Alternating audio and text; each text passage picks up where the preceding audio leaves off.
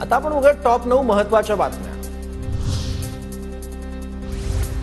नीट सामायिक प्रवेश परीक्षेचा निकाल जाहीर होताच देशभर बाद। 67 विद्यार्थ्यांना पैकीच्या पैकी गुण। पालक विद्यार्थ्यांकडून शंका उपस्थित। मंत्री हसन मुश्रीफांकडून परीक्षा रद्द करण्याची मागणी। नीट निकालाची सीबीआय चौकशी करा। विद्यार्थ्यांसह कनिष्ठ डॉक्टर नेटवर्कची एनटीएकडे मागणी। नीट परीक्षेच्या निकालात मोठ्या प्रमाणात छेडछाड झाल्याप्रकरणी पुन्हा परीक्षा घेण्याचीही मागणी।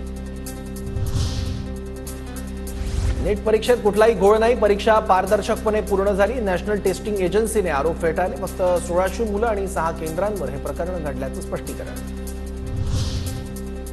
शिक्षक पदवीधर निवडणूक मतदान वेळेत वाढ। 26 जूनला सकाळी 7 ते संध्याकाळी 6 वाजेपर्यंत होणार मतदान। 7 जूनपर्यंत उमेदवारी अर्ज दाखल करण्याची मुदत।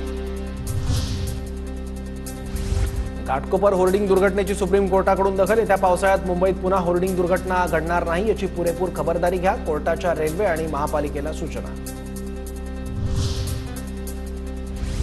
सिंधुदुर्गातील 3 विधानसभा मतदारसंघांमधून नारायण राणेंना सर्वाधिक मतं। 3 विधानसभांमधून राणेंना 55% जास्त तर कणकवलीतून 61% मतं।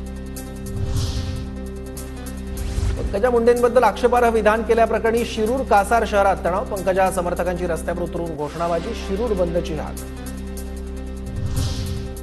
विशाल अग्रवालच्या महाबळेश्वरमधील क्लबवर हातोडा। विशाल अग्रवालच्या अनधिकृत एमपीजी क्लबवर कारवाई। विशाल अग्रवालला जिल्हाधिकाऱ्यांचा दणका।